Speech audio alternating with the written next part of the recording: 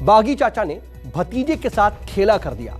LJP के 5 सांसदों ने चिराग पासवान के खिलाफ बगावत का बिगुल फूंक दिया। बागी सांसदों ने चिराग पासवान का पत्ता साफ कर उनके चाचा पशुपति कुमार पारस को पार्टी संसदीय दल का नेता भी चुन लिया और चिराग की सियासी जमीन खिसकाने की पटकथा जेडीयू के 3 दिग्गजों ने लिखी थी। मैं पार्टी तोड़ा नहीं हूं, मैं पार्टी को बचाया हूं।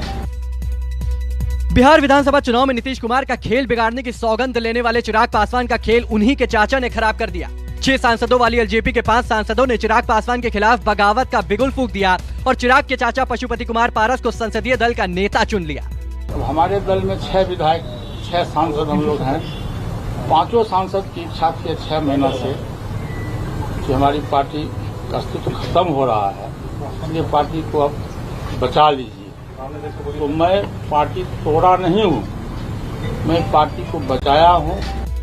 हालांकि चाचा ने दावा किया कि उन्हें भतीजे से कोई शिकायत नहीं है और उनके लिए पार्टी का दरवाजा हमेशा खुला है, लेकिन खुलेआम नीतीश कुमार की तारीफ कर भतीजे का जख्म भी हरा कर दिया। चिराग पासवान जी हमारे परिवार के, हमारे भतीजा भी है, हमारे पार्टी के राष्ट्रीय अध्यक्ष भी थे, अभी तक हैं।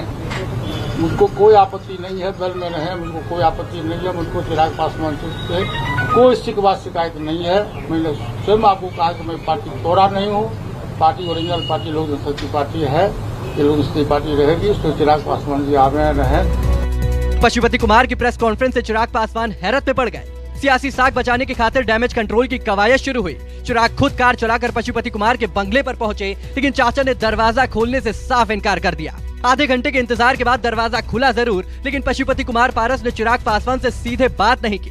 सूत्रों के मुताबिक चिराग ने चाचा से कहा कि वो एलजेपी के राष्ट्रीय अध्यक्ष का पद त्यागने को तैयार है, लेकिन ये पद उनकी मां रीना पासवान को मिलना चाहिए, क्योंकि पिता रामविलास पासवान के निधन के बाद पार्टी में सबसे वरिष्ठ रीना पासवान ही हैं। पशुपति कुमार पारस चिराग का प्रस्ताव भले ठुकरा दे, लेकिन आरजेडी ने चिराग को पार्टी में शामिल होने की दावत देने में तनिक भी देरी नहीं की। बस मैं इतना आग्रह करूंगा कि अगर आप इस तरह की राजनीति में भरोसा करने लगते हैं ना, तो आपके पास क्रिएटिव काम करने के लिए कोई स्पेस नहीं होता, ना इच्छा होती है। रही बात, एक बात ध्यान रखना चाहिए, चाहे पारस जी हो, नीतीश जी हो, वो जो भी आधार वोट है ना रामविलास जी का, वो ये भी देखेगा कि 1 साल के अंदर उनकी मौत का 1 वर्ष भी नहीं हुआ। उनके साथ, उनकी स्मृति के साथ जो हो रहा है ना, वो आधार वोट तय करेगा आगे की राजनीति कैसे होगी। मैं समझता हूं वैचारिक स्तर पर जेडीयू विभिन्न दलों के आदतन दल बदलुओं की एक जमात बनती जा रही है। अरे आपको ऑलरेडी बहुमत है, सरकार चलेगी ना। तो जेडीयू बनी है, इधर से तोड़ के लाओ, उधर से तोड़ के लाओ। यही काम बीजेपी भी करती है, यही जेडीयू भी करती है। तो कहीं न कहीं कांग्रेस के नजर में यह एक राजनीतिक भ्रष्टाचार है। इसने चिराग पासवान के नेतृत्व पर, उनके काम करने के तरीके पर, उनकी कार्य प्रणाली पर और बिहार में जो पिछला चुनाव विधानसभा का हुआ है उसमें जो उनकी भूमिका थी उसको लेकर के सवाल खड़े किए। श्री पारस खुद कह चुके हैं कि उनके इस निर्णय से न सिर्फ पार्टी का बेड़ा गर्क हुआ, बल्कि जितने भी छोटे कार्यकर्ता थे, बड़े नेता थे, सभी उनके खिलाफ हो गए। चिराग के चाचा और हाजीपुर से सांसद पशुपति कुमार पारस तब से नाराज चल रहे हैं जब से चिराग ने जेडीयू से बगावत की थी। पशुपति पारस पिछली बिहार सरकार में पशुपालन मंत्री थे और वो मुख्यमंत्री नीतीश कुमार के बेहद करीबी भी थे, लेकिन चिराग ने नीतीश कुमार से बगावत कर उनके और पारस के रिश्ते खराब कर दिए थे। चिराग के एक तरफा फैसला लेने से पार्टी के अधिकांश बड़े और कद्दावर नेता नाराज चल रहे थे। सूरजभान के छोटे भाई और नवादा से एलजेपी सांसद चंदन सिंह ने भी चिराग के खिलाफ बगावत कर दी थी, तो वहीं सांसद महबूब अली कैसर भी पार्टी की किसी बैठक में शामिल नहीं हो रहे थे। वैशाली से सांसद वीणा सिंह भी रामविलास पासवान की बेहद करीबी थी, लेकिन चिराग की रहनुमाई में वो भी तवज्जो न मिलने से बेहद नाराज चल रही थी। कहने में प्रॉब्लम होता है क्योंकि लैक ऑफ कम्युनिकेशन, और कहते हुए तो उसको अनसुनी की जाती है। जैसे बिहार इलेक्शन ही को मसलन आप ले लीजिए, वो एलजेपी के लिए उससे बढ़ के और कोई, उसके अस्तित्व के लिए उससे बढ़ के और कोई चीज़ था नहीं, लेकिन वहाँ बिल्कुल ही गलत स्ट्रैटेजी अपनाया गया। एक तो मेरा तो डिफरेंस ये था, दूसरा है कि पारस जी को कि जैसे एक्सपीरियंस आदमी को, जिन पर रामविलास पासवान जी खुद डिपेंडेंट थे बिहार में, तो उनको हटाने का कोई तुक नहीं था।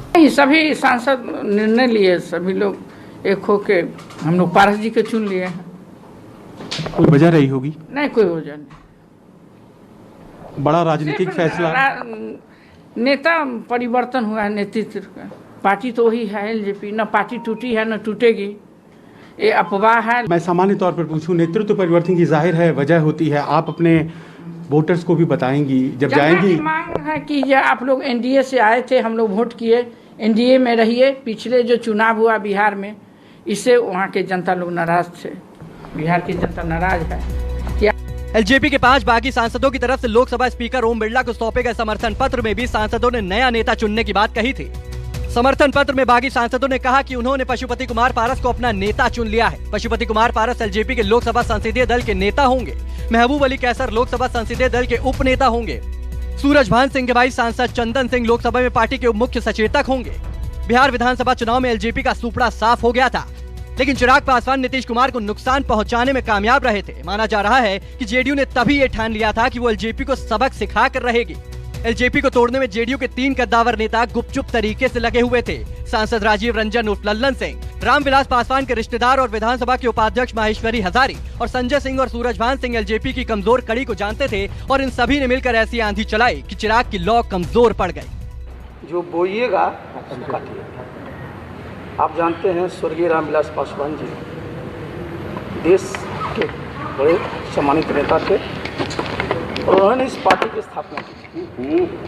और 2020 के चुनाव में आपने देखा कि बिहार में जो एनडीए गठबंधन था, जनता दल यू, भारतीय जनता पार्टी, लोजपा, बहुत शानदार ढंग से हम लोगों का कोऑर्डिनेशन था। हम लोगों ने चुनाव लड़ा और 40 में से 39 सीटों में।